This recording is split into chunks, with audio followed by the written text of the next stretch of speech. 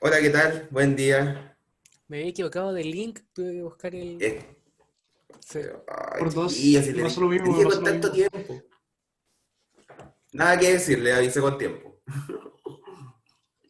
No, está bien, es la hora también. Es la hora, sí, eso mismo voy a decir. Sí, totalmente, totalmente. Bueno, espero que estén muy bien. Perdí un minutito, pues, chiquillo. Em, entonces, miren, la clase del día de hoy, ya que creo que hay gente suficiente como para empezar a hablar cosas, tenemos dos cosas proyectadas para la clase del día de hoy. La primera es hablar sobre, no, de hecho son tres, perdón. Vamos a hablar sobre las reglas de la asignatura, que como les dije en las clases de la semana pasada, había muchos detalles que todavía estábamos afinando, entonces les voy a comentar muy brevemente sobre esos detalles que afinamos. Y de todas maneras la información ya está subida en aula, en un documento que está arriba. Lo segundo, por supuesto, es pasar materia. Y tercero, para el día de hoy tenemos proyectado hacer un práctico. Muy, pero muy probablemente el tiempo de la clase no nos va a alcanzar para que ustedes puedan realizar el práctico. Los prácticos son especies de controles que en verdad no son controles, son solamente un ejercicio que ustedes tienen que hacer y con el cual pueden a lo mejor incluso optar a algunos puntos adicionales en los controles, así que no es nada del otro mundo. Ustedes pueden sacarse un cero en el práctico y tener las mismas chances de sacarse un 100 en el control. Son solo puntos adicionales. Por lo tanto, no es tan relevante que lo logren hacer acá en el tiempo de clase. Pero sí se va a subir el día de hoy.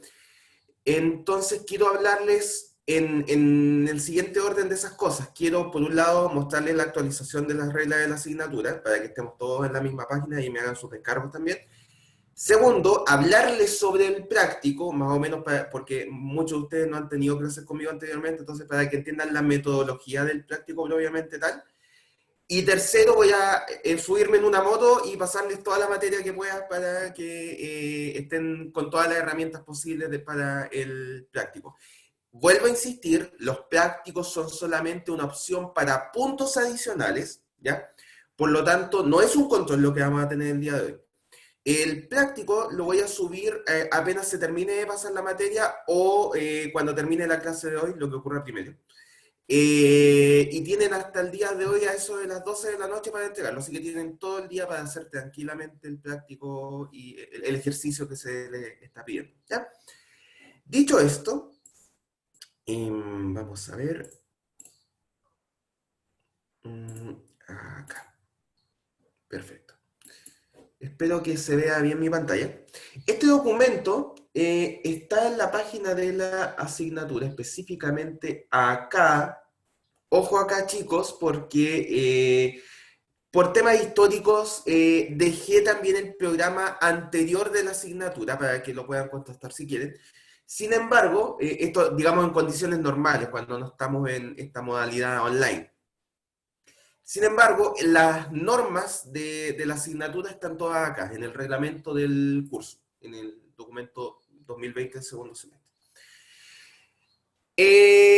Rápidamente acá la metodología ya más o menos la conocen, tenemos clases expositivas, van a haber controles, está el tema de los proyectos, las ayudantías y probablemente lo único que no hemos ahondado mucho es justamente la actividad que tenemos el día de hoy, que es el tema de los prácticos, que como dice acá es un desafío escrito, los estudiantes programan una solución con ayuda del profesor, eso quiere decir que a pesar de que no es una evaluación, como hay puntos involucrados para el control, ustedes pueden conversar entre ustedes pueden conversar con el profesor, pueden discutir soluciones.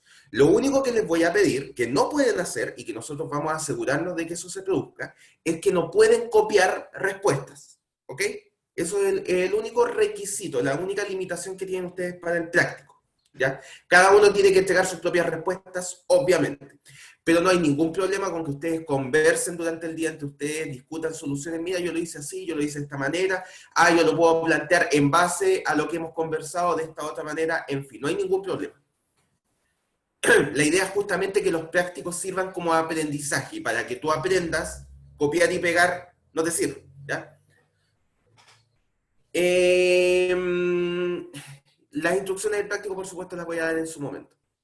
Entonces acá, bueno, vienen dados todos los detalles respecto al proyecto. Creo que algo que no hablamos en su momento respecto a la evaluación, un detalle que es que las notas, el promedio de controles tiene que ser sobre 50. Creo que eso es algo que no hemos mencionado, que está dentro justamente de los detalles que afinamos con los profesores.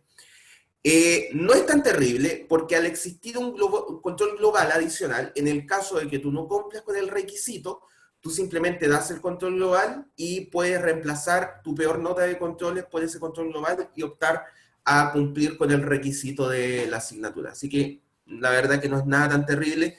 Lo único que queremos con esta regla es asegurarnos que ustedes tengan un nivel de aprendizaje mínimo esperado de la asignatura. Y lo otro importante que aparece acá es el tema de las interrogaciones que vamos a agregar. Al finalizar cada control, en las ayudantías vamos a hacer una especie de control, o sea, perdón, no es control, una interrogación aleatoria, ¿ya? Para los estudiantes que han rendido el control. ¿Cuál es la idea de esto? De nosotros tener algún nivel de certeza de que realmente ustedes lo que demostraron en el control representa su aprendizaje, ¿ok? Entonces, de esta manera, nosotros a través de las ayudantías vamos a seleccionar un par de personas de forma aleatoria. Aún estamos discutiendo algunos detalles de cómo se haya a cabo la interrogación, pero la idea es que nosotros podamos más o menos asegurarnos de que ustedes han estudiado no solo para el control, sino que hayan aprendido algo del control. Y a lo mejor de esa interrogación aleatoria pueden incluso optar a algunos puntos adicionales para el control. ¿Ya? Creo que con eso menciono todos los detalles que no hemos conversado en la semana pasada.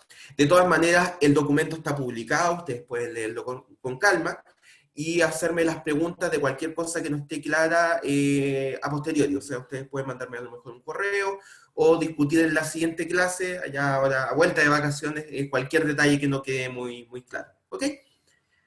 Entonces ya con eso tenemos visto los temas de detalles burocráticos de la asignatura. El práctico propiamente tal lo vamos a subir acá. Miren.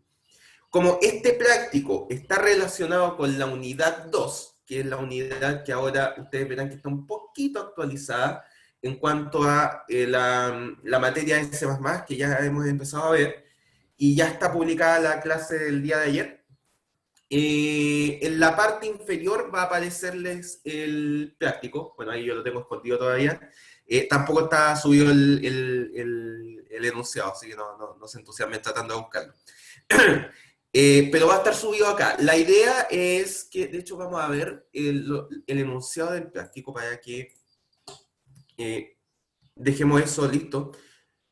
Justo el día que tengo más clases. ¿A qué te refieres, Cristóbal, perdón, con ese comentario respecto a Respecto a lo práctico. respecto a los prácticos? Bueno, como les digo, es un ejercicio, si tú no lo haces no hay ningún problema tampoco, así que para que no se asusten.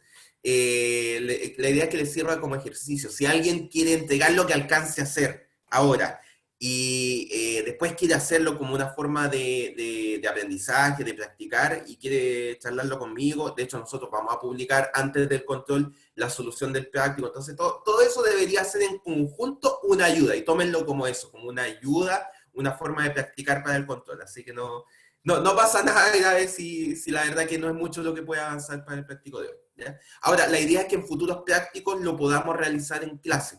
La verdad es que por temas de calendario quedó mucha materia pendiente y por eso estoy medio apurado hablando de estos temas para que podamos terminar la materia el día de hoy, o por lo menos la necesaria para el práctico, ¿ya? Entonces, les iba a hablar del práctico. Un tema a ver, esto... está por acá. Entonces, miren, este de acá es el práctico. Entonces, para aquellos que no hayan tenido la mala suerte de tener clases conmigo anteriormente, esto mantiene la estructura de lo que se ha hecho en la asignatura anterior. Entonces, están las instrucciones del práctico. Básicamente lo que ustedes tienen que hacer es, a partir del enunciado, hacer un programa, en este caso, por supuesto, en C++, el cual tienen que, el archivo .cpp, el resultado de su código, tienen que subirlo a la página de aula, y por favor sean cuidadosos con ¿cómo se llama? El formato del nombre del archivo. El formato tiene que ir con el siguiente nombre, tiene que decir tel 102, guión bajo, P1 por práctico 1, guión bajo, su nombre, guión bajo, su apellido, y la extensión del archivo, por supuesto, tiene que ser .cpp. Y acá pueden ver un ejemplo de cuál es el formato del archivo. Como les dije anteriormente, la entrega del práctico es hasta hoy día a las 12 de la noche, específicamente. La idea, insisto, tienen toda la disponibilidad de conversar entre ustedes, de acceder al material de la asignatura, de acceder a material online. Tienen todas las posibilidades dadas posibles para realizar el práctico. A diferencia de los controles por supuesto solamente pueden acceder al material, o sea, no pueden conversar entre ustedes, es una diferencia sustancial, pero acá sí, pueden hacer acceso de todo. La idea es que sea un momento de aprendizaje. Pero por favor, no copien literalmente ni de recursos online, ni de las soluciones de sus compañeros, creo que está incluso de más decirlo. Traten de ser rigurosos con las instrucciones de desarrollo, comenten el código. La idea es que con uno o dos comentarios, o sea, no quiero decir una cantidad de comentarios, pero dejen la cantidad de comentarios necesaria para que se entienda lo que ustedes realizaron en el código, ¿ya? Y acá viene el enunciado, el cual tiene, en este caso, 3 preguntas, cada una de las cuales ustedes deberían resolver con las distintas cosas que se solicitan acá. En este caso se les piden funciones en C++, las cuales ustedes tienen que ir agregando al archivo de código. Entonces, bueno, ahí van los detalles del enunciado. Si es que no nos alcanza el tiempo de la clase del día de hoy, igual a lo mejor me puedo quedar un par de minutos adicionales al tiempo de la clase para leer el enunciado, pero ahí yo no puedo exigirles que se queden. Así que de todas maneras creo que puedo hacerlo. Y por último, dejarlo grabado para subirlo durante la tarde. Dicho esto, no sé si hay alguna duda o consulta.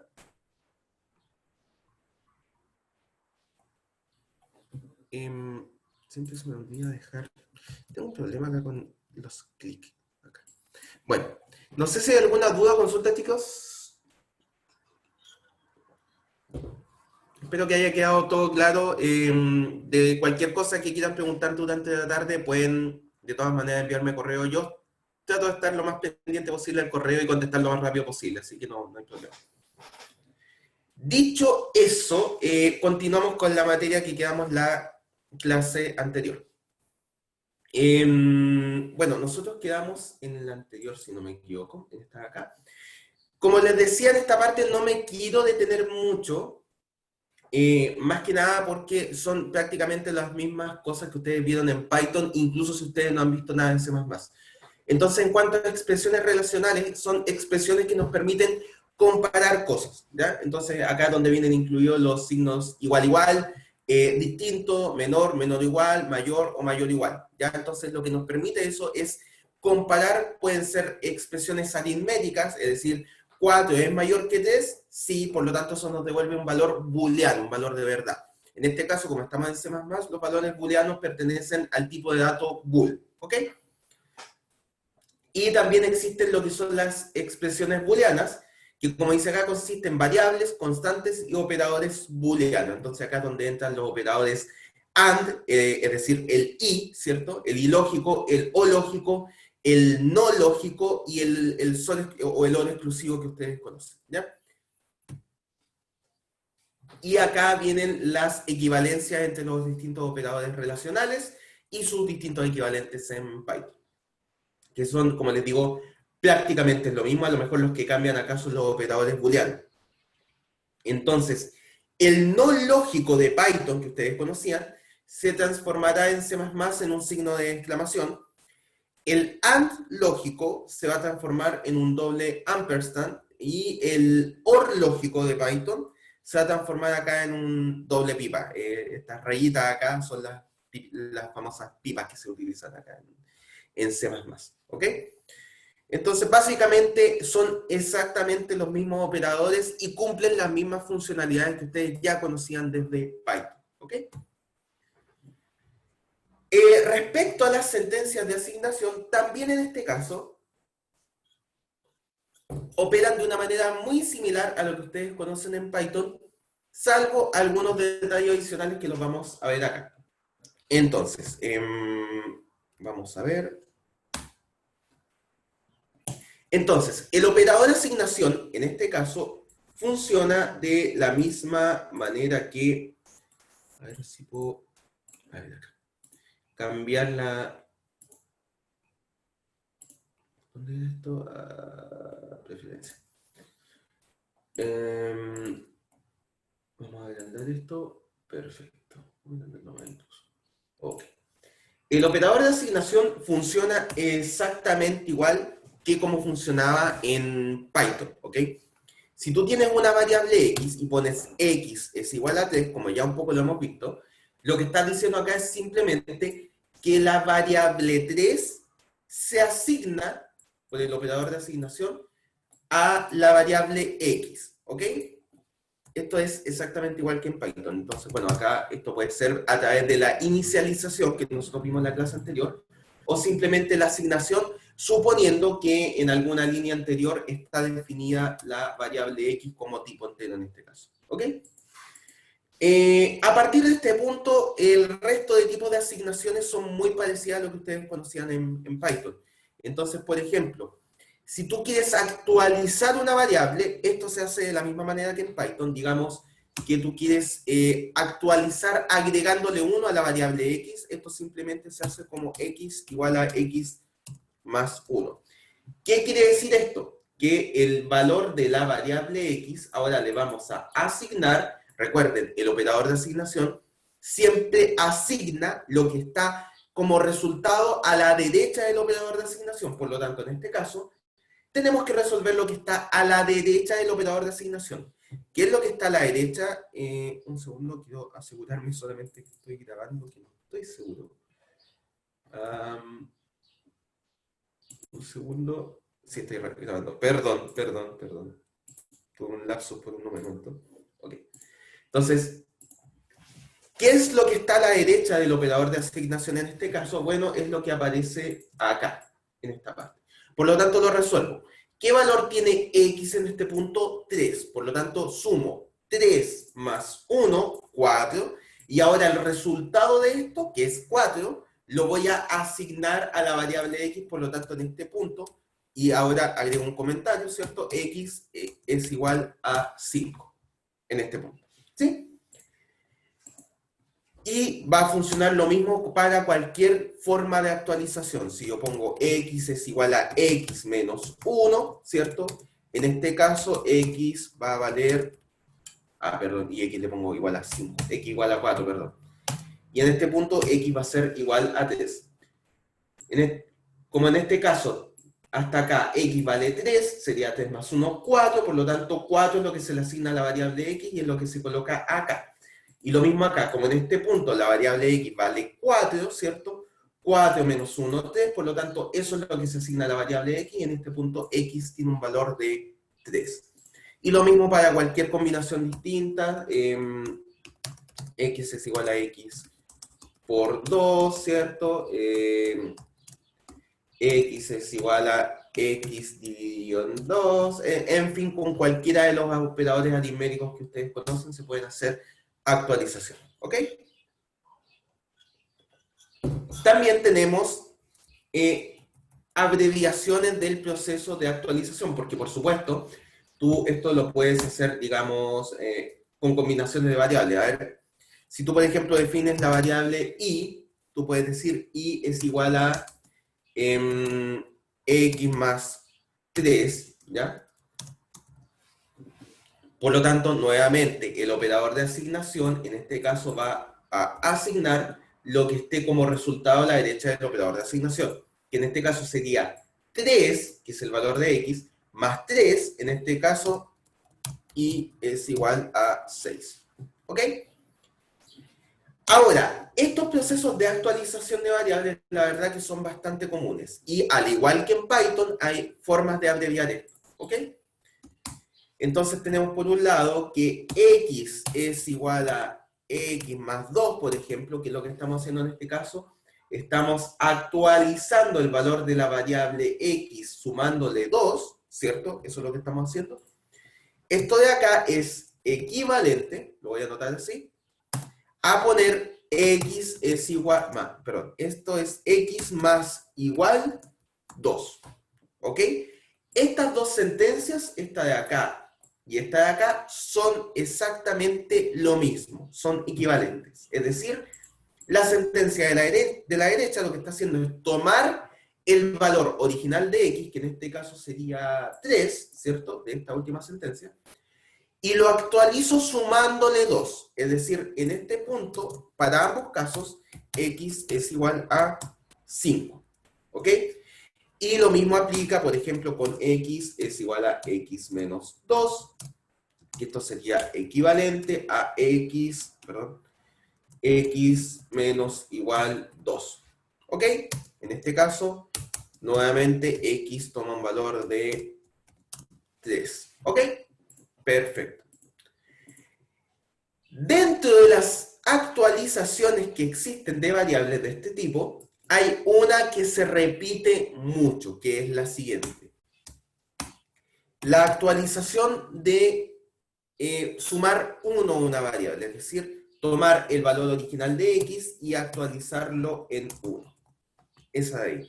Esta actualización, la verdad que se utiliza mucho, sobre todo en lenguajes como C++, por sentencias como las que existen en el for, por ejemplo, u otras sentencias que vamos a ver más adelante. Por lo tanto, esta sentencia en particular, además de la abreviación que ustedes ya acabamos de ver, que sería esta, x más igual 1, ¿ok? Donde esta sentencia de acá y esta sentencia de acá son absolutamente equivalentes, existe una forma aún más abreviada de escribir esto mismo, y esta es la parte que agrega como novedosa C++, que es la siguiente. Estas tres sentencias, esta de acá y esta de acá, son absolutamente equivalentes. Es decir, lo que hacen estas tres sentencias es toman el valor original de x y lo actualizan sumándole 1. ¿Ok? Y también existe la misma sentencia para el caso x es igual a x menos 1, que esto sería equivalente a x menos igual 1, y esto es equivalente a x menos menos. ¿Ok? Como les digo, estas tres sentencias que aparecen acá son equivalentes, y estas tres sentencias que aparecen acá también son equivalentes. Las primeras tres actualizan, modifican el valor de x sumándole 1, mientras que las tres últimas actualizan, modifican el valor de x restándole 1. ¿Ya? Si consideramos que hasta este punto x vale 3, ¿cierto? En este caso acá, ahora x vale 4, y considerando ahora que x vale 4, en esta línea de acá ahora x vuelve a valer 3. ¿Ok? No sé si hasta acá hay alguna consulta. Bueno, ya los más perpicaces, si ustedes no han tenido la oportunidad de trabajar antes con C++, ya se habrán dado cuenta de dónde viene el nombre C++, ¿cierto? Es una actualización más del lenguaje C original. O sea, no fue nada muy novedoso en cuanto a la creación del nombre. Hasta acá, C más igual 1. Exactamente, tal cual. Lo entendieron súper bien. ¿Hay alguna duda o consulta hasta este punto, chicos? Lo único nuevo, comparado con Python, hasta este momento ha sido esta parte de acá, ¿ya? Que es una abreviación que propone C++. ¿Esta actualización existe en algún otro lenguaje? Si no me equivoco, está en Java, no me acuerdo, la verdad. No, creo que no. Pero existen algunos otros lenguajes, no es tan raro verlo, pero Python no la tiene, ¿ya? De repente uno cuando empieza a aprender más de algún lenguaje de programación uno se empieza a enredar en la sintaxis. Así que estoy casi seguro que bueno, no, en Python estoy seguro que esto no está. Pero hay varios lenguajes que sí lo implementan, esta actualización de este tipo. ¿Ya? Continuamos. Bueno, lo que les acabo de hacer es una especie de resumen de lo que aparece acá. Entonces, como les dije, en esta parte, la asignación lo que hace puede servir como una forma de actualización de valores como las que aparecen acá. En este caso, lo que estamos haciendo es actualizar el valor de la variable A multiplicándola por 5. Si, por ejemplo, A en un principio valía 2, en este caso, una vez ejecutada esta sentencia, A va a valer 5 por 2, donde 2 era el valor original de A, por lo tanto, al terminar la sentencia va a valer 10. Y esta sentencia de acá y esta sentencia de acá son exactamente lo mismo, son equivalentes, ¿ok? Y acá aparece un resumen de las sentencias de asignación. Como ven, por un lado tenemos las de asignación propiamente tal, tenemos las de actualización, que incluso pueden incluir valores lógicos, ¿cierto? Actualizaciones lógicas, y tenemos las de incremento, que fue el más y el menos, y el decremento, que fue la que vimos también recién. Y las únicas que existen en Python y no en C++ son las de división entera y asignación, y exponente y asignación, porque no existe un operador de exponente en C++. Ahora, voy a agregar un nuevo inciso en lo que permite C++ en esta actualización en particular, ¿ya? C++, como yo les dije, esta parte de acá es absolutamente equivalente a este de acá y a esta de acá, ¿ok? Sin embargo, tú puedes juntar esta actualización, ¿ya? Con una asignación a una variable. Me explico. A ver si esto queda un poquito más claro con un ejemplo. Si tú haces lo siguiente, hasta este punto vamos a suponer que la variable x vale 3, entonces vamos a crear una variable z y vamos a definir la variable z de dos maneras. La primera es la siguiente, vamos a definir z como de esta manera y vamos a, por otro lado, definir la variable z de esta manera. ¿Ok? Entonces, espero que la sintaxis que estoy utilizando se entienda. Solamente estoy comparando, esto no es sintaxis de C++, es esa línea que puse entre medio. Solamente estoy separando para comparar el resultado que produce esta línea de acá y esta línea de acá. ¿Ok? Entonces partamos por el principio. Cuando tú actualizas el valor de una variable utilizando el operador de incremento o decremento, en ese punto es prácticamente lo mismo decir x más más, esto es equivalente en este punto que más x. Es exactamente lo mismo. ¿Ok? Es decir, en ambos casos se toma el valor de la variable x y se actualiza en 1. ¿Ok? En este caso, si la variable x hasta este punto vale 3, esta línea de acá y esta línea de acá, ambas van a producir que la variable x, al terminar la ejecución de esa línea, valga 4. ¿Ya? Por lo tanto, a este nivel, ambas líneas hacen lo mismo. ¿Cuándo se produce la diferencia? En este momento. ¿Ok? Entonces, pregunta. Yo sé que es temprano, chicos, hagan un esfuerzo. ¿Qué creen ustedes que va a ser el valor almacenado en la variable z en la parte de la izquierda y en la parte de la derecha? Por intuición nomás. Yo sé que acá hay reglas que se tienen que seguir. ¿Qué creen ustedes que va a pasar acá?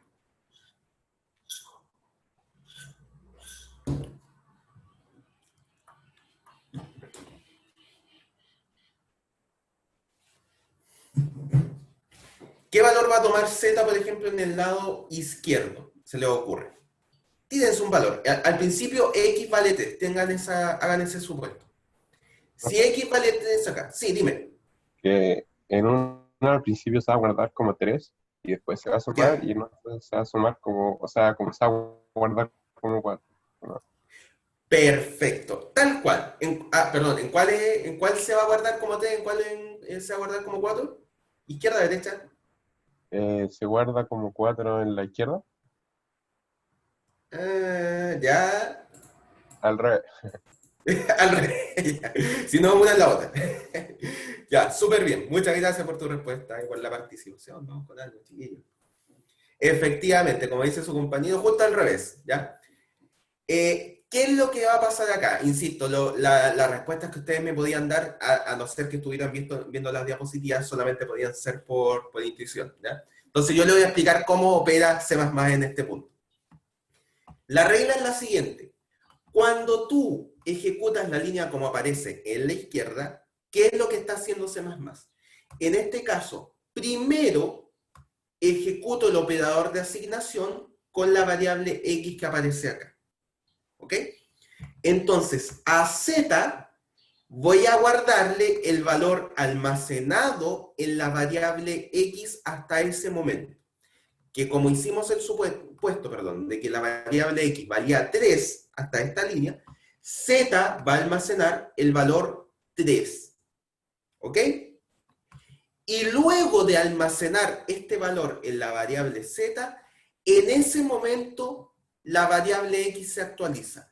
Por lo tanto, al ejecutarse esta línea, en este caso, Z vale 3 y X vale 4.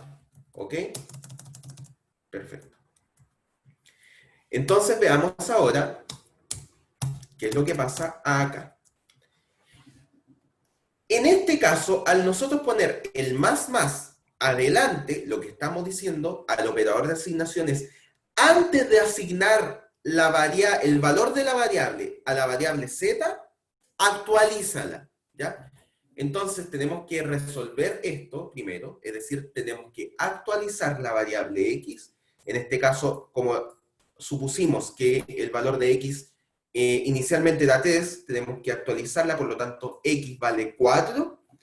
Y recién ahí, en ese punto, asignamos a la variable Z el valor de la variable X actualizado. Por lo tanto, acá Z vale 4 y X, por supuesto, también vale 4. ¿Ok? Como les digo, esto es simplemente reglas que pone C++ al momento de utilizar la asignación. ¿Ok? Y esto mismo es lo que sale de manera resumida acá. ¿Ok?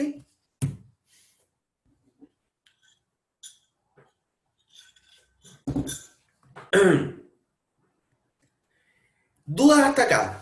¿Qué tal vamos? Avísenme si hay muertos en el camino. No hay una manera para asignarle el número Z, pero no a X, sin actualizarlo, dices tú. Claro que sí. Sería esto. Int Z igual X. Y luego haces X más, si quieres. ¿Eso? ¿Te refieres ¿esa es la pregunta? Me refería así como que Z fuera igual como a X más 1, pero sin cambiar el ¿Ya? X. Ah, claro. Tú lo acabas de decir. Sería Z es igual a X más 1. Ahí no estás cambiando X. Ah, En sí, este punto, sí, sí. sí. No, está bien. Entonces, en este punto, Z sería 4 y X valdría 3. ¿Ok? Pero sí, está bien la pregunta. Muchas gracias por tu consulta. ¿Profe? Cuéntame. ¿Cómo funciona eso del corrimiento a la derecha y el corrimiento a la izquierda? Excelente pregunta. Vamos a ver si les puedo hacer un ejemplito de esto. Probablemente, a ver, si me lo permiten, después de responder esta pregunta, voy a saltarme materia, si ustedes me lo permiten. Voy a saltarme a la parte de funciones, que es la parte necesaria para hacer el práctico, y después voy a pasar materia normalmente, porque todo el resto son complementos al práctico. Así que si me lo permiten, voy a hacerlo de esa manera. Ya, vamos a responder qué es el corrimiento. vamos a volver a nuestros amigos los números binarios. Entonces, vamos a poner un número pequeño. 1, 0, 1, 0. ¿Este número a cuál equivale? En decimal. ¿Al 10? Al 10, ¿cierto? Sería 0 por 2 elevado a 0, eso es 0, más 2 elevado a 1 por 1, ¿cierto? Es decir, 2. 2 elevado a 2, que es 4, pero por 0, por lo tanto esa parte es 0, más 2 elevado a 3, que es 8, por 1, ¿cierto? Sería 8 más 2, 10. Por lo tanto, excelente. Esto es equivalente al 10 en decimal. Hasta ahí estamos bien. Entonces, vamos a ponerlo binario, y esto de acá es decimal. ¿Ya? Hasta ahí estamos, súper.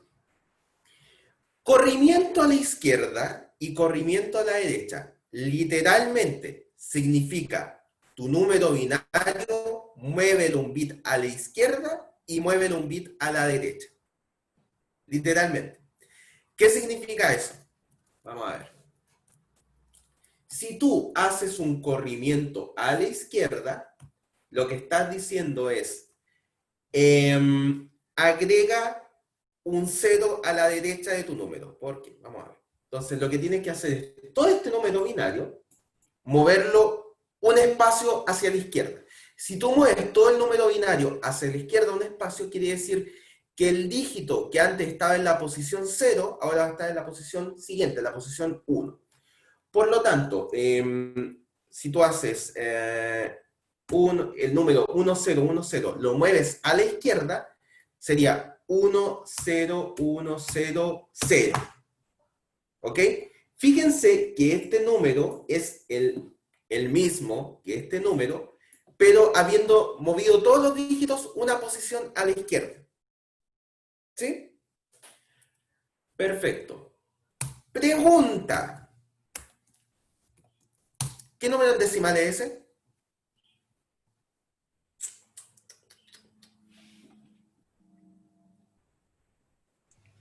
¿20? 20. Excelente. Ahora, miren, vamos a hacer corrimiento a la derecha. Vamos a hacer el ejercicio contrario. Vamos a mover todos los bits una posición a la derecha, ¿ok? Por lo tanto, esto lo voy a poner acá. Esto es corrimiento a la izquierda. Este es el símbolo acá. Corrimiento a la derecha. Todos los bits los vamos a mover un dígito a la derecha. Entonces sería 0, ¿cierto? Si antes partía en 1, voy a hacer lo que parte en 0 ahora. 1, 0, 1. Fíjense que si esto lo viéramos como un número decimal, esta cuestión sería el equivalente a el corrimiento a la derecha decimal, ¿cierto? Sería el equivalente a agregar un 0 a este número, mientras que el corrimiento a la izquierda sería el equivalente a agregar un 0, mientras que el corrimiento a la derecha sería mover la coma decimal una posición, ¿cierto? Entonces sería el equivalente a poner la coma acá, y por lo tanto ahora transformas tu 10 en 1, ¿cierto? Bueno. Entonces lo que estamos haciendo acá es una coma imaginaria que pongamos ahí, ¿cierto? La vamos a correr para acá. Por lo tanto, ahora el número, que era 1010, se transforma en 101 solamente, y sería equivalente a agregar un 0 adelante. ¿Ya? Pregunta, este número de acá, en decimal, ¿cuánto es? 5, como dice su compañero en el chat. Maravilloso. A ver cuánta gente ahí despierta. El corrimiento a la izquierda, ¿a qué operación es equivalente?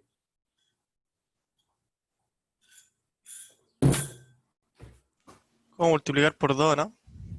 Exactamente. ¿Y el corrimiento a la derecha sería? Dividir por 2. Aplausos para ustedes, chiquillos. ¡Excelente! Exactamente. Bueno, aparte de esta operación que producen los números binarios, el corrimiento a la izquierda, efectivamente, lo que produce a nivel binario es una multiplicación por 2. Mientras que el corrimiento a la derecha lo que hace es una división por 2. Entonces, esto a nivel electrónico, si ustedes lo aplicaran con circuitos, ¿cierto? El hecho de agregar o quitar un cero dentro de los dígitos, produce la operación aritmética de multiplicación a nivel de circuito, que por supuesto ustedes lo pueden aplicar en sus programas, ¿ya? Entonces, por un lado, los corrimientos lo que producen son dos cosas a nivel de binario, ¿cierto? Por un lado, mueve los dígitos a la izquierda o a la derecha de forma binaria, y al mismo tiempo lo que está haciendo es una multiplicación por 2 y una división por 2 en cada caso. ¿Dudas hasta acá? ¿O estamos bien? ¿Cuántos caídos hay? Muy buena pregunta, muy buena pregunta.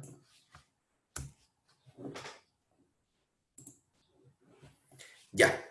Como les dije, voy a saltarme a la parte de funciones, porque entre medio está la materia de estructuras de control. Vamos a ver el for, el if, el while, etc. Pero creo que es más fácil para ustedes ver los equivalentes de Python de esas funciones en caso de que no lo alcancemos a ver para el día de hoy, ¿ya? Entonces prefiero saltarme un poquito a la parte de funciones. Me salté mucho antes. Entonces, miren. Los subprogramas, como ustedes ya los conocen, ¿cierto? Son estas secciones de código que engloban ciertas funcionalidades que ustedes quieren repetir una y otra vez. Exactamente lo mismo que ustedes ya más o menos han visto en Python, sin que no han visto lenguajes como C++. Los subprogramas pueden definirse como procedimientos o subrutinas si es que no retornan nada, ¿ok? Mientras que las funciones son aquellas que tienen retornos. La única diferencia entre procedimientos y funciones.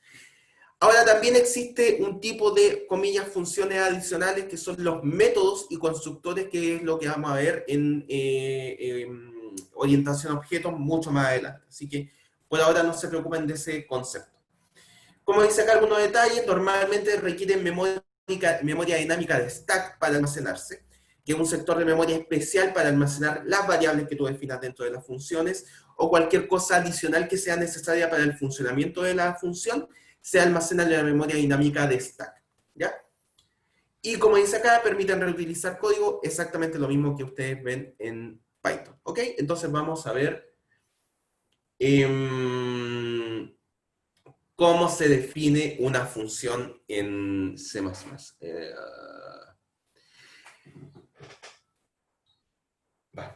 Avancemos. ¿Dónde se me fue esta cuestión? Acá, perdón. Entonces, a diferencia de Python, hay varias diferencias entre cómo tú defines una función en C++ entre Python o sea, comparado con Python. La primera es que tú tienes que agregar algunas definiciones en cómo tú defines la función en C++.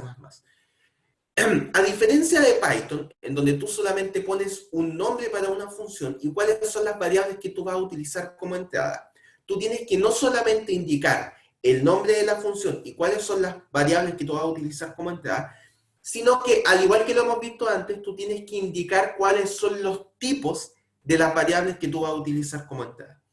Entonces, por ejemplo, si tú quieres definir la función de potencia, ¿cierto? De elevar algo, de elevar un número, no solamente tienes que indicar las variables, sino que tienes que indicar los tipos. Por ejemplo, en este caso, el nombre de la función sería potencia, y los tipos de las variables de entrada, en este caso, van a ser de tipo flotante.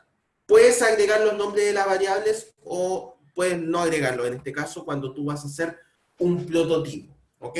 ¿A qué le llamamos nosotros prototipo? Solamente a la cabecera de la función, es decir, solamente el nombre, cuáles son los parámetros de entrada y cuáles son las salidas.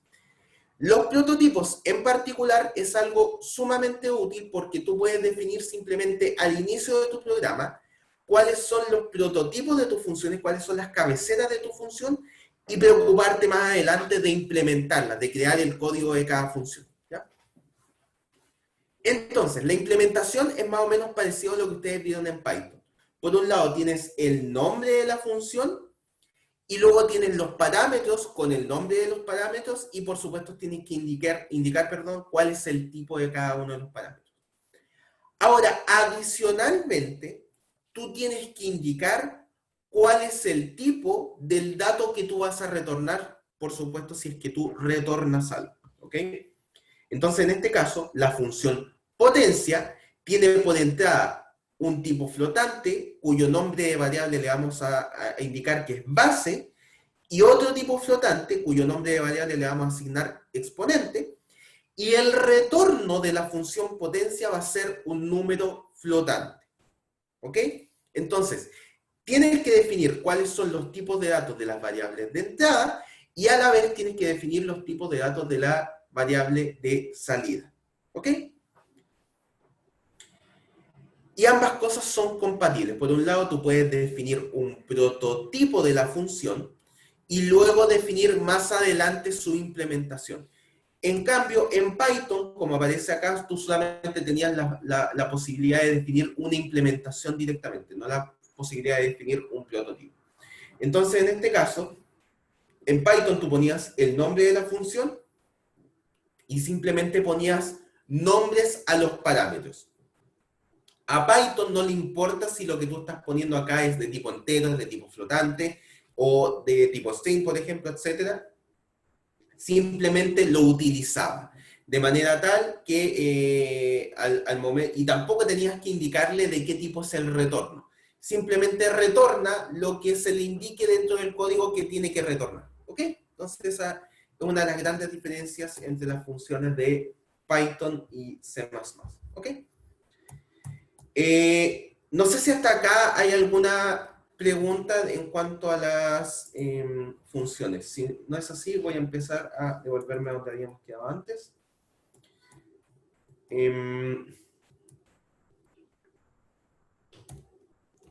Para ir avanzando en la materia.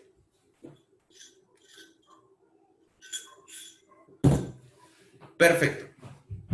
Si no hay preguntas de funciones, sigamos.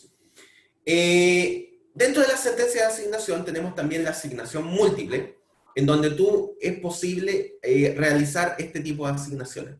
Entonces imagínate que tienes estas variables definidas, A, B, C y D, todas de tipo entero. Tú puedes asignar de manera múltiple todas estas variables a un número 5, por ejemplo. ¿Cómo se hace esto? Porque, bueno, la variable A le vas a asignar el resultado de lo que está a la derecha del operador de asignación, que sería todo esto. Por lo tanto, tienes que resolver todo esto. Y la resolución de todo esto se opera de la siguiente manera. Tienes la variable B, a la cual le asignas lo que está a la derecha del operador de asignación. Por lo tanto, tienes que resolver todo lo que está a la derecha y resuelves. A C le asignas lo que está a la derecha del operador de asignación y así hasta que llega al 5. Por lo tanto, 5 se asigna a D.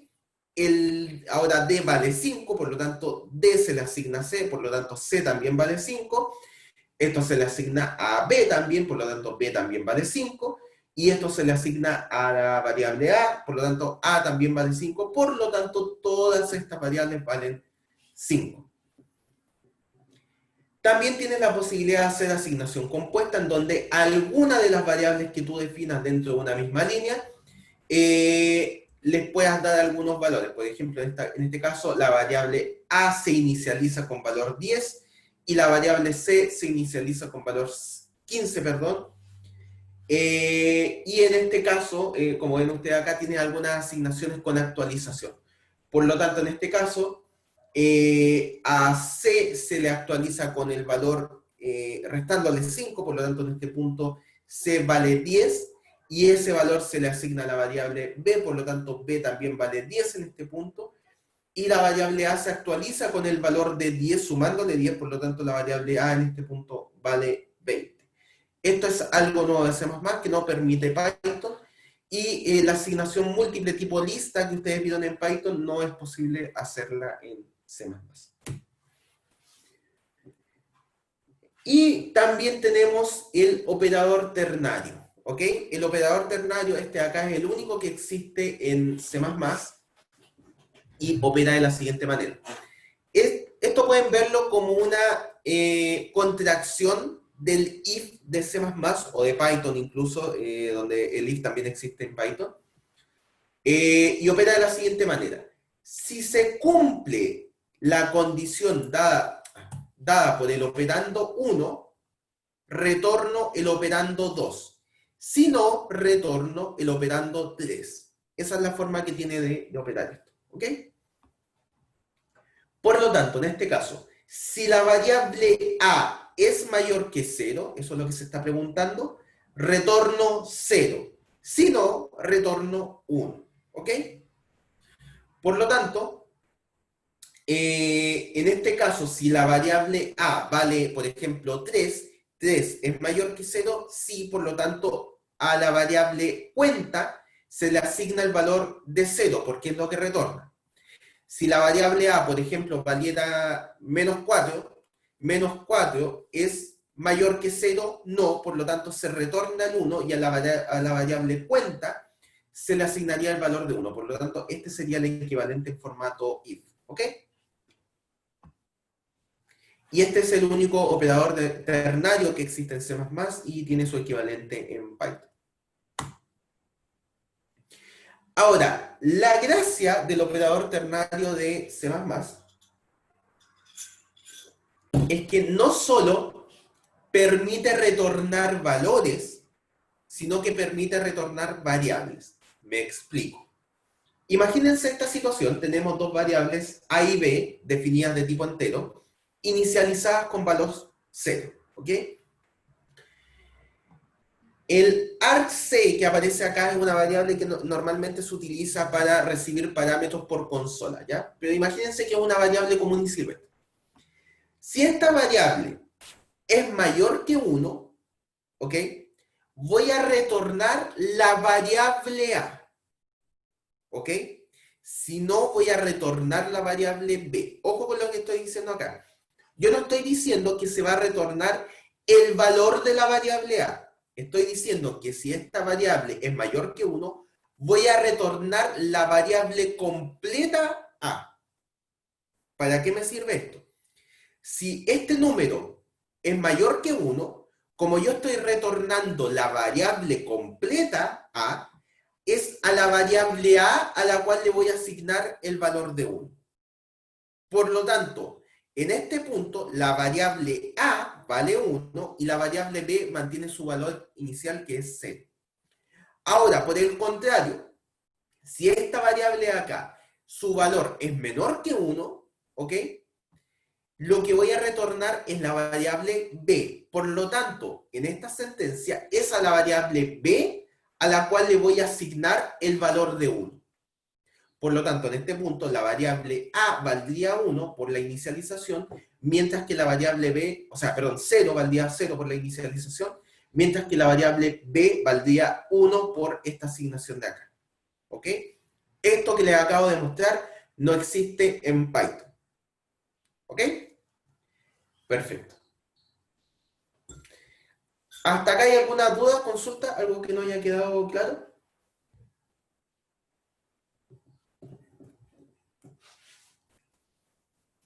Perfecto. Entonces, las asignaciones como tal, incluso se pueden utilizar dentro de otras expresiones. Por ejemplo, acá, de alguna manera lo estamos utilizando dentro de una sentencia while. No se preocupen mucho de esto porque lo vamos a ver unas diapositivas más adelante de cómo funciona el while.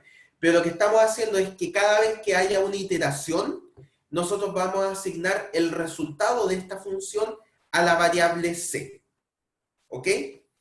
Y además estamos comparando lo que se almacena en la variable c con algún valor, que en este caso este valor EOF significa end of file.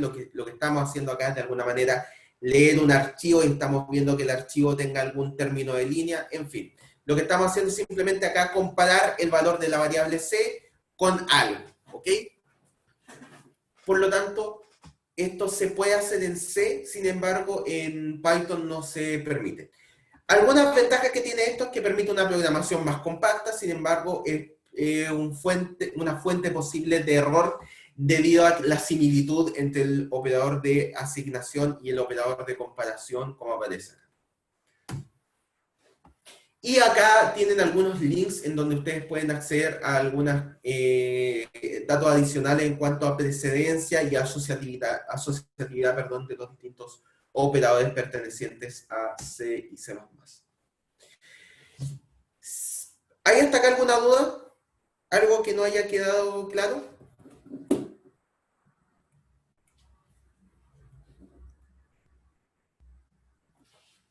Perfecto. Entonces, algo que agrega C++ y algunos lenguajes adicionales también lo agregan, es lo que se llama el concepto de cortocircuito y tiene la siguiente idea. Vámonos acá. Entonces ahora nos pasamos de binario a lógica booleana, que es la siguiente. Ustedes conocen las tablas de verdad, me imagino, ¿cierto? Las han visto en sus ramos de matemática. La tabla de verdad de el I es algo de este estilo, ¿cierto? Verdadero, falso. Y acá, verdadero, falso. Entonces, verdadero y verdadero, verdadero, ¿cierto? Verdadero y falso, falso. Falso y verdadero, falso. Falso y falso, falso. Esa es la tabla de verdad. Me imagino que todos conocen esto, no estoy hablando nada raro, ¿cierto? Por favor, confírmenme. ¿Que todos me siguen hasta acá? ¿Que es una tabla de verdad? Bacán. Gracias por la confirmación, Cristian. Ya, nada raro hasta acá, ¿sí? Entonces, cuando tú haces un if, lo que estás haciendo es evaluar el valor de una sentencia lógica. Evaluar el valor de verdad de una sentencia lógica. Cuando tú tienes un if, finalmente lo que estás haciendo es ver cuál es el valor de verdad de una o varias evaluaciones lógicas. Porque al final del día, lo único que te retorna eso es un verdadero o un falso, ¿cierto? Si es verdadero, entro al if. Si es un falso, salgo del if. ¿Sí? Perfecto. Entonces, imagínate que dentro de las sentencias del if tenemos algo de este estilo. If, vamos a ponerlo ya con sintaxis de C++. La sentencia A, voy a hablar acá de sentencias lógicas, y la sentencia B. ¿Ok? Perfecto. Esto con A y B no son variables, esto me estoy refiriendo a sentencias lógicas, que yo tengo que evaluar el valor de verdad. ¿Ok?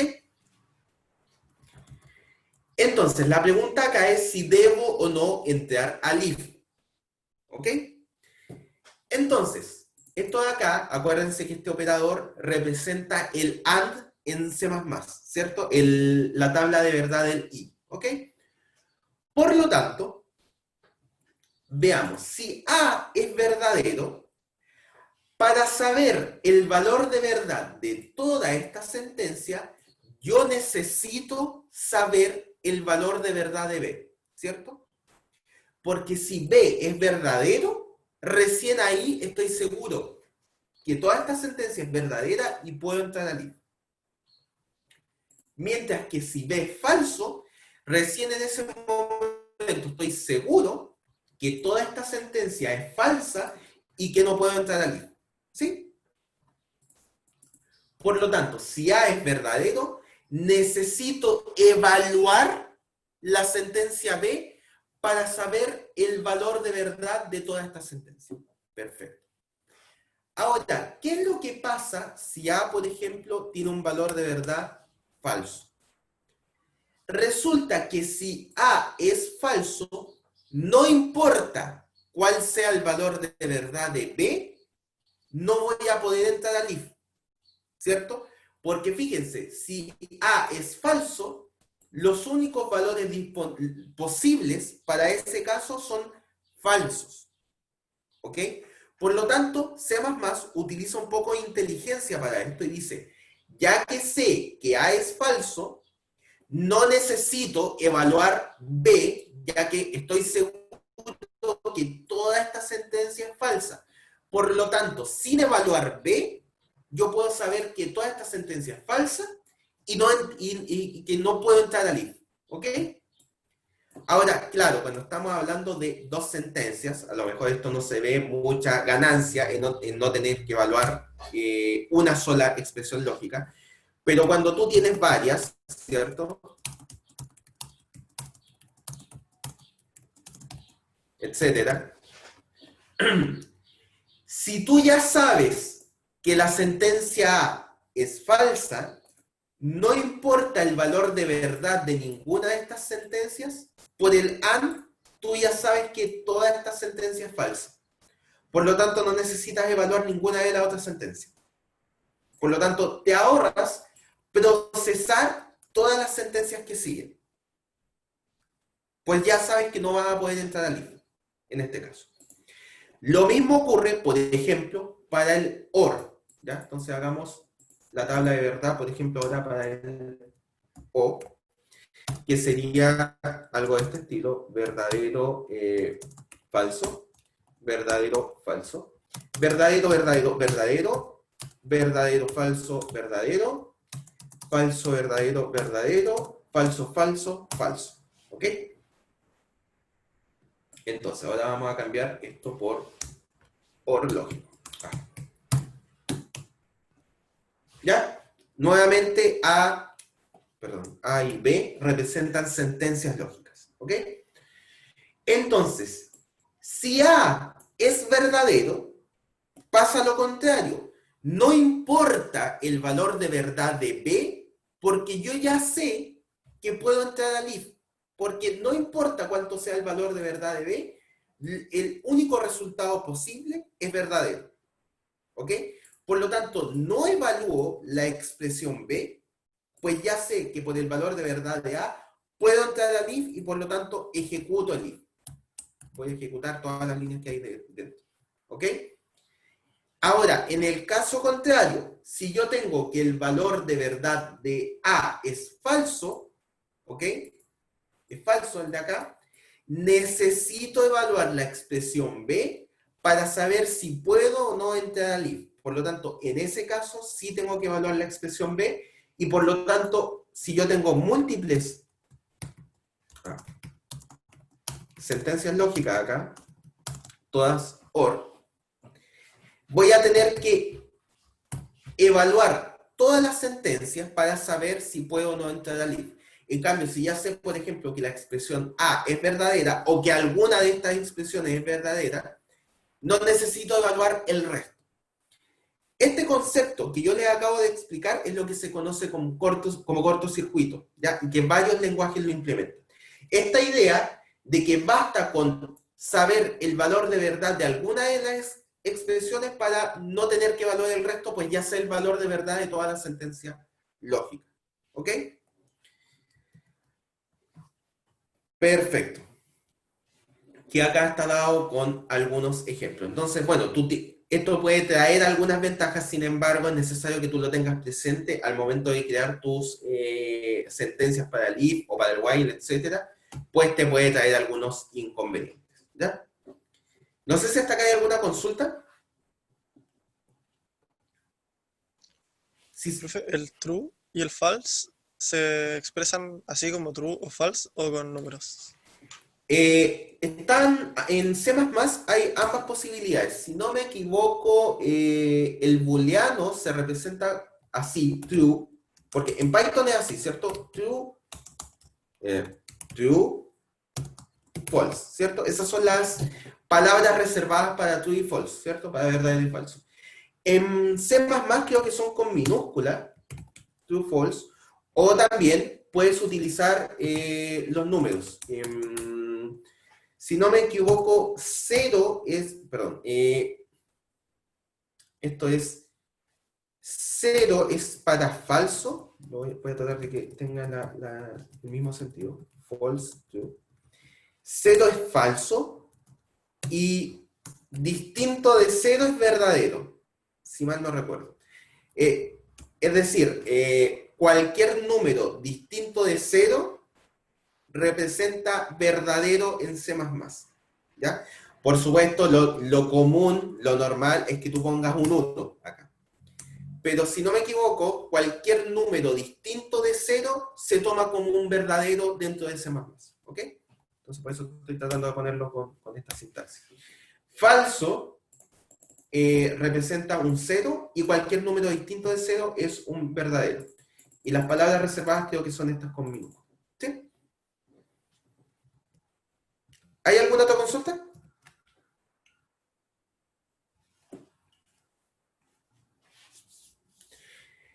Perfecto.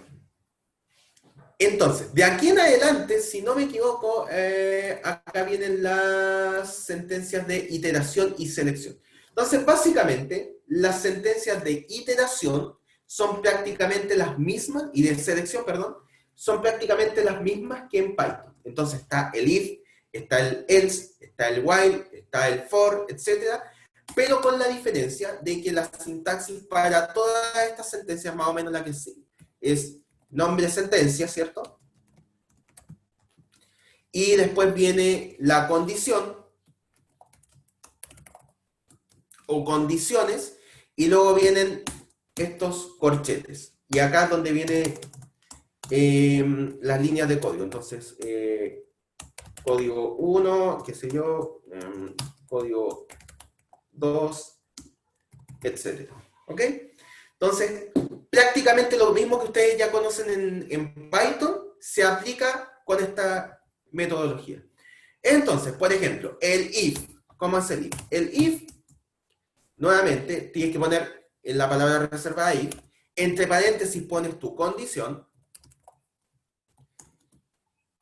y dentro de las llaves van las líneas de código asociadas al if. Entonces acá va, qué sé yo, A++, por decirlo. Entonces, si se cumple la condición dentro de los paréntesis, entro al código de los corchetes y voy ejecutando las distintas líneas que hayan acá. En este caso ejecuto la línea más y cualquier otra línea que haya dentro del if. En el caso del else, la notación es así, else y las llaves. Es decir, si no se cumple con esta condición, voy a entrar acá, a las líneas de código que hay acá. Entonces, por ejemplo, acá vamos a poner a menos, corchetes. Lo que no existe en C++ es el if, ¿ya? Esto que ustedes utilizaban, el if de Python, el if, esto acá no existe. Por lo tanto, como tú aplicas el if en C++, vas a tener que simplemente ir escribiendo if dentro de cada else para cada caso. Entonces, de esta manera. Else, if, y lo vas poniendo de forma anidada. ¿Ya? ¿Es un poco latoso? Sí, por eso la verdad que se implementó el if en Python, para ahorrarte esas molestias, pero es la forma en que trabaja C++.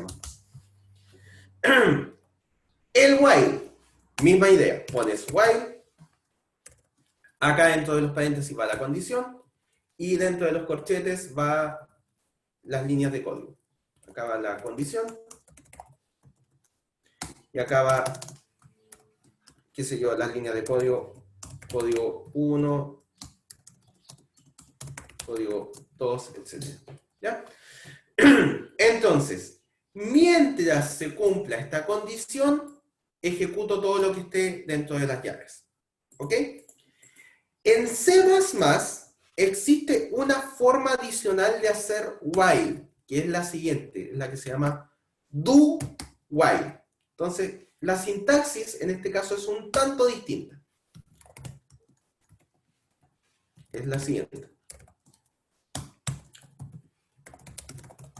Entonces, fíjense que la sentencia parte con un do, luego vienen los corchetes que definen las líneas de código, acá van las líneas de código, el código 1, código 2, etc. Y fíjense que la condición va por acá abajo, ¿ya? Entonces, nuevamente, mientras se cumpla la condición, voy repitiendo las líneas de código que hay acá adentro. ¿Cuál es la diferencia entre el while y el do while?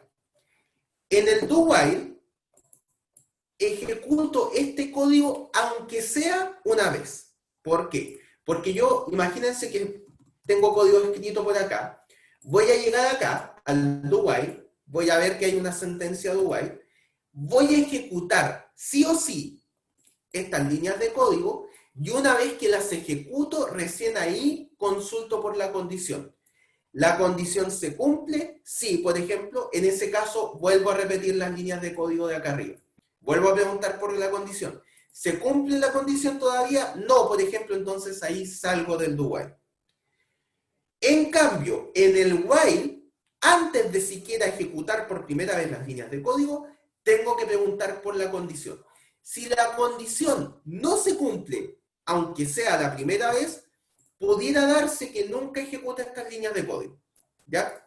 En cambio, si se cumple esta condición, bueno, voy a entrar a estas líneas de código, voy a ejecutarlas, y luego vuelvo a preguntar por la condición hasta que se termine de cumplir. ¿Ok? Entonces, la diferencia entre el do while y el while es que el do while se ejecuta al menos una vez. Perfecto. Luego tenemos, bueno, acá tenemos el if, el else if, que le hablé recién, y el else.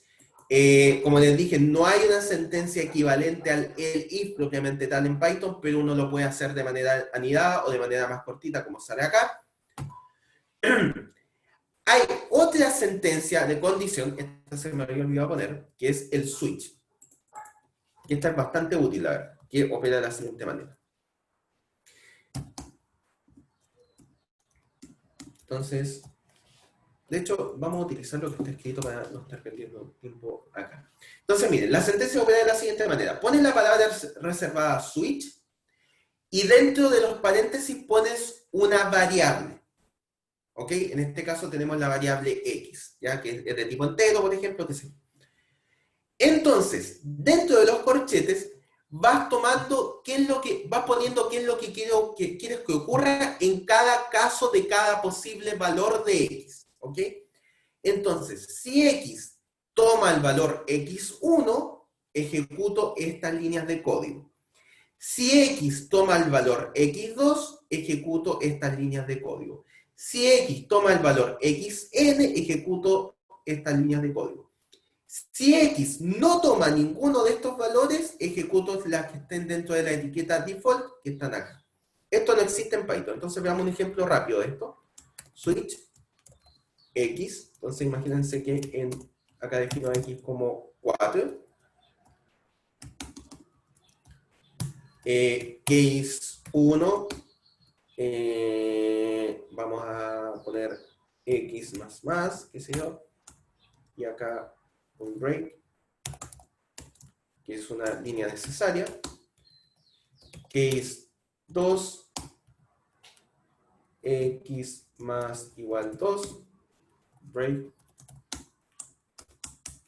Case 4, vamos a poner al tiro, x menos, break. Y default. Y acá vamos a poner una salida estándar por pantalla. Recuérdense que yo les dije que no se preocupen mucho de esto, pero esto representa la forma de imprimir por pantalla. Por ahora, créanme que es así, ¿ya? Entonces, vamos a poner acá, cout, valor de x no vale. ¿Okay? Y un salto de línea. Perfecto. Perfecto. Entonces, ¿cómo opera esto? Tenemos la variable x con valor 4. Entonces, con la sentencia switch, vamos a preguntar por cada uno de los valores que nosotros esperamos para x. Entonces, si x vale 1, tenemos que ejecutar esta línea. Si nosotros queremos ejecutar más líneas, también lo podemos hacer. ¿Hasta qué punto vamos ejecutando líneas? Hasta que nos encontremos un break y salimos del switch. Si x vale 2 ahora, entramos a este caso, a esta etiqueta, y vamos ejecutando todas las líneas de código que nos encontremos hasta un break. ¿Ya? Si x vale 4, que es justamente este caso, tenemos que ejecutar esta línea de código y esta línea de código, que es un break, ¿cierto? Entonces esa línea nos hace salirnos del switch. Si x no tomara ninguno de estos valores, tendríamos que entrar acá al default y ejecutar la o las líneas de código que estuvieran dentro del default y se sale del switch. ¿Ok? Esta es la manera en que opera el switch. No opera con valores lógicos. Ya acá tú no puedes poner si switch x mayor, por ejemplo, que 5. Esto no va a operar. Solo opera con valores, ¿ya?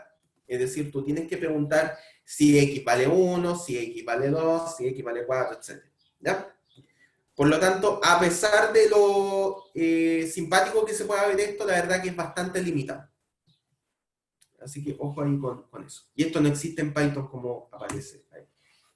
Ya vimos el while y el do while. No existe un equivalente al else en las sentencias while o do while de C++, por lo tanto, esto solamente es de parte de Python. El for es una sentencia bastante especial que opera de la siguiente manera.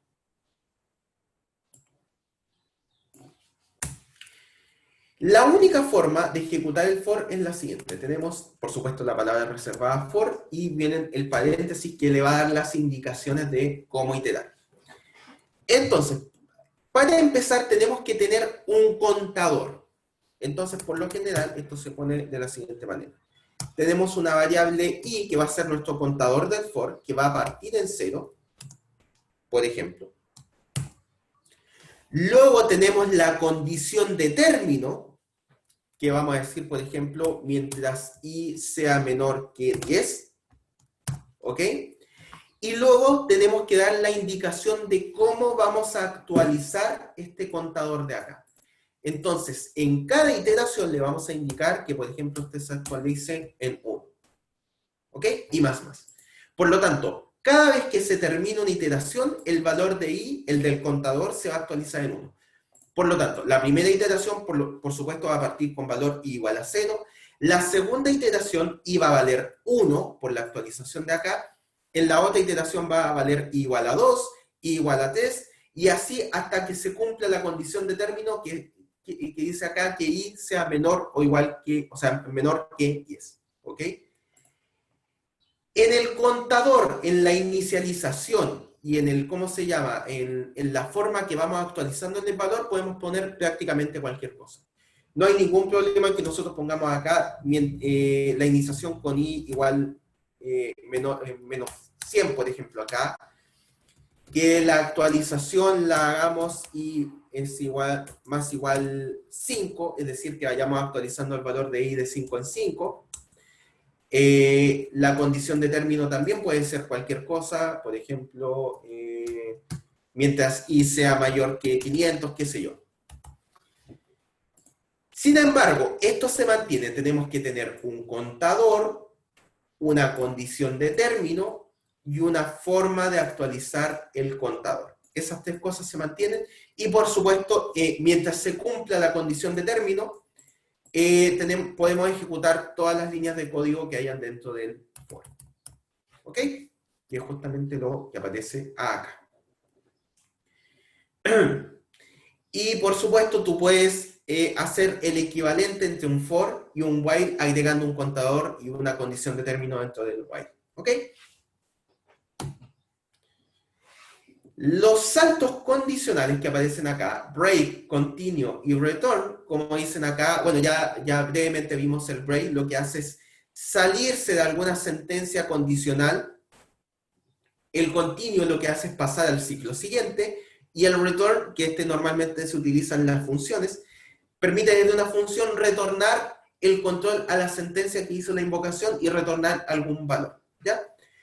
Vamos a ver un ejemplo de cómo se utilizan estas sentencias para que quede un poco más claro. Entonces, en este caso, tenemos una sentencia dentro del main que lo que hace a través de un do while, ir consultando números por pantalla a un usuario, y en caso de que el número sea menor que 0, vamos a utilizar esta sentencia break. Dijimos que break lo que hace es salirse del salto, de la iteración más cercana que estamos utilizando. Como en este caso la sentencia de iteración más cercana es el do while, el break va a hacer que nos salgamos de acá. Entonces, si se cumple esta condición de acá, nos vamos a salir del do while y vamos a continuar por acá, por lo tanto lo que vamos a hacer es irnos al return. En cambio acá, si n es mayor que 10, vamos a entrar a la sentencia continue. ¿Ok? ¿Qué pasa en este caso? Si entramos a la sentencia continue, lo que hacemos es saltarnos la iteración en que estamos actualmente y empezar desde el principio de la iteración. Entonces, si n es mayor que 10, por supuesto ejecuto esta línea de código que lo que hace es mostrar por pantalla, saltarse el valor, y vamos a utilizar, con el continuo vamos a volver al principio, acá. Entonces no estamos saltando la iteración actual. Y vamos a volver a preguntar por un valor por pantalla. Paréntesis acá, fíjense que la forma de preguntarle a un usuario valores por pantalla es a través de esta sentencia. Nuevamente acá les voy a pedir que tengan un acto de fe conmigo. En las clases que siguen yo les voy a explicar con exactitud qué significa cout y qué significa coin, pero por ahora créanme que la forma de mostrar cosas por pantalla es a través de esta sentencia, y la forma de pedir cosas por pantalla al usuario es a través de esta sentencia acá. ¿Ok? Por lo tanto, acá tenemos una sentencia de iteración, un do while, que mientras se cumpla esta condición de acá, vamos a seguir iterando e iterando. Si se cumple la condición del if de acá, vamos a salir definitivamente del do while, y si se cumple esta sentencia, esta condición de acá, vamos a entrar al continuo, y el continuo nos va a devolver al principio de la iteración. En el caso que sea cual sea el motivo por el cual nos salimos del do while, si nosotros salimos, vamos a ver la sentencia return, que lo que hace es simplemente retornar el valor solicitado a esta función, que es simplemente la función while, y vamos a retornar un 0, por lo tanto va a terminar la ejecución de esta función de acá.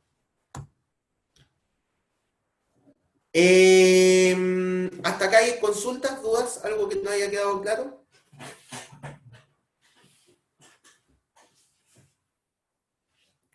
Perfecto. Al igual que en Python, tenemos la posibilidad de manejar y capturar excepciones.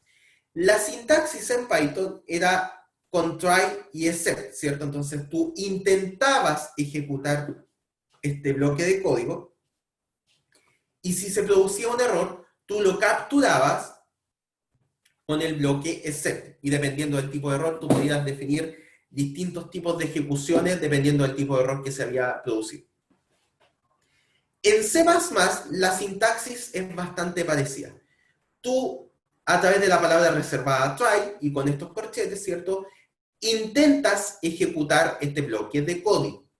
Si se produce algún error, tú lo puedes capturar, y a lo mejor la palabra catch, en este caso, es un poquito más cercana a lo que estamos haciendo realmente. Entonces tú puedes capturar algún error. Y acá, por supuesto, tú puedes definir qué tipo de error estás capturando. Si capturas un error de tipo overflow, por ejemplo, lo puedes poner como condición dentro del catch. Si capturas, por ejemplo, un math error, lo puedes también agregar como condición dentro del catch, y así para cualquier otro tipo de error. Pero la sentencia es muy, muy parecida a lo que ustedes vieron en Python. Y, miren, acá ya está lo de sus programas, que fue lo que les adelanté, y con esto, increíblemente, fuimos capaces de terminar la clase del día de hoy justo. ¿Hay alguna consulta hasta acá? Me imagino que tienen que aterrizar lo que acabamos de ver en la clase del día de hoy, tienen que darle una vuelta. Justamente para eso es el práctico. Yo voy a estar contestando consultas, de hecho voy a tratar de poner el enunciado del práctico. Bueno, lo tengo que poner ahora terminando la clase también a subirlo a la página de aula. Quiero ver si puedo mostrarles nuevamente el enunciado. Básicamente lo que tienen que hacer acá es crear dos funciones, que son newPet, es una función sin parámetros, y que básicamente le tienen que preguntar al usuario datos de mascota. Entonces tienen que preguntarle por el nombre de una mascota y cuál es el peso de la mascota, y llenarlo en una estructura, que la estructura viene dada en un archivo que yo les voy a subir en unos minutos. Y la otra función, esta acá es la cabecera de la función. Fíjense acá entonces que tienen que crear una función con este nombre, que tenga estos parámetros de entrada y este parámetro de salida. Mascota es un tipo de dato que viene dado dentro del archivo, en donde van a recibir un arreglo de mascotas, donde mascota es una estructura que, como les dije recién, se las voy a entregar. y retorna una variable de tipo mascota con la información de cuál es la mascota que tiene mayor peso, ¿ya? Y luego de eso tienen que rellenar la función main, según se solicita acá, para tener un programa que permita ir preguntando por un número de 6 mascotas y que retorne cuál es la mascota que tiene mayor peso, ¿ok?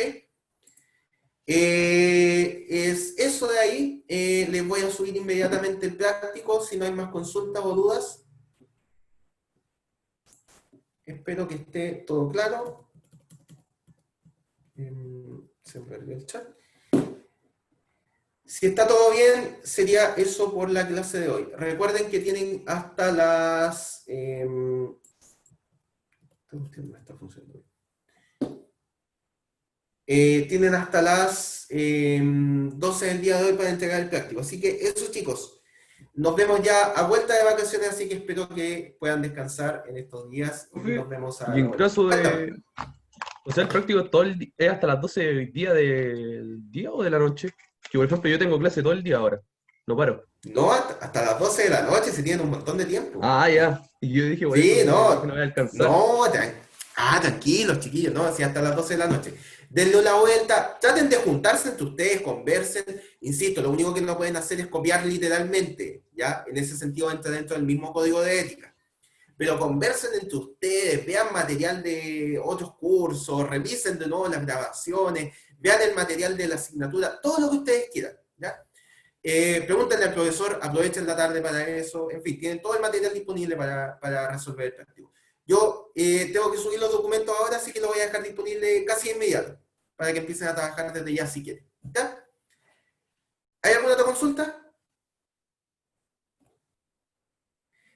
Ok, sí, así chicos, nos vemos ya a la vuelta de vacaciones, así que espero que estos días los puedan aprovechar o para descansar o para compartir con sus familias. Así que eso chicos, nos estamos viendo. Profe.